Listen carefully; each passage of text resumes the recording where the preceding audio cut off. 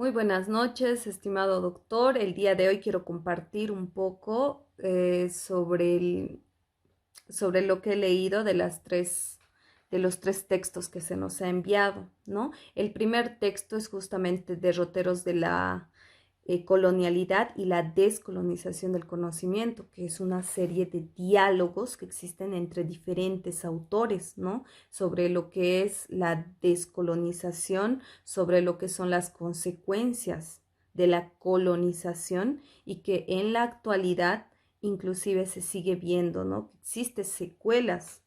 Entonces, lo que más me ha llamado la atención ha sido esto que ha pasado con las culturas, ¿no? El hecho de nosotros haber perdido parte de nuestro conocimiento, parte de nuestras tradiciones, por lo que es la intervención del imperialismo y de este conocimiento acaparador que es lo que es el eurocentrismo, la parte occidental. Entonces, me ha llamado mucho la atención de cómo el colonialismo ha ido acabando poco a poco, ¿no? Con nuestra identidad y que en la actualidad, bueno, se está recuperando y se está haciendo más énfasis en esto de la recuperación de los conocimientos, de los saberes de nuestros pueblos indígenas originarios y campesinos. Entonces, a mí me ha parecido muy interesante este diálogo que hacen los autores, ¿no? Y porque nos lleva a poder repensar, a reflexionar, ¿no? Sobre la importancia de volver a revalorizar estas costumbres propias de nuestra región, ¿no? Y a no avergonzarnos de nuestros orígenes. Yo trabajaba en provincia y yo recuerdo cuánto que los estudiantes dentro del aula pues tenían vergüenza, sentían miedo, ¿no? El hablar quechua, entonces las costumbres por otro lado, pero cuando salíamos de la unidad educativa, pues yo me doy cuenta que cada uno sabía hablar quechua, ¿sí? Simplemente era la vergüenza en las cuatro paredes dentro del aula.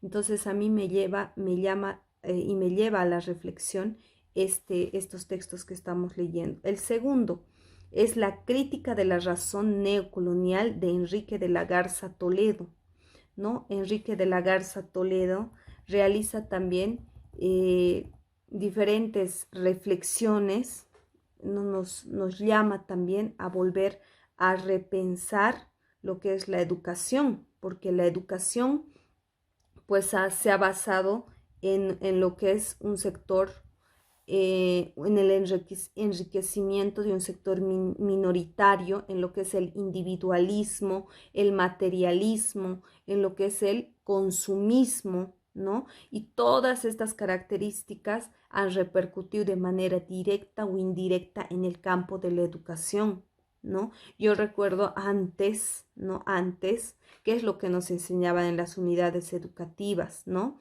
Entonces yo recuerdo cómo era la educación de vertical en lo que es primaria, secundaria. Entonces poco a poco con este nuevo modelo educativo se está tratando de cambiar, ¿no? Cambiar este conocimiento eurocéntrico que por años han estado en las aulas bolivianas, ¿no? El hecho de creer que Europa es el único lugar donde se puede generar conocimiento, que Europa es el único lugar donde se puede realizar inventos, ¿no? Entonces, a lo largo de nuestra historia nos han hecho creer eso, ¿no? Que el occidente es el único lugar donde se va a tener el conocimiento absoluto. Entonces, nos llama a reflexionar y el tercer texto, que es Encrucijadas Abiertas de América Latina y el Caribe, es una especie de compilaciones, ¿no? Donde diferentes autores hablan sobre diferentes temas.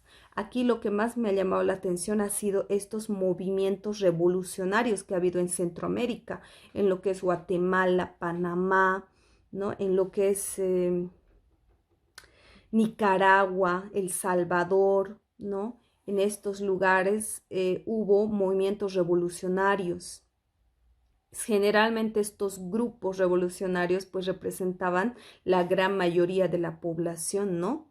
Entonces, miren que estos grupos revolucionarios inclusive han dado sus vidas, ¿no?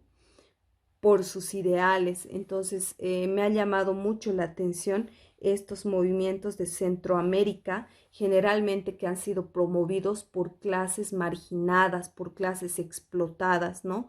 Por este imperialismo neocolonial que existió en ese entonces. Muchas gracias, doctor.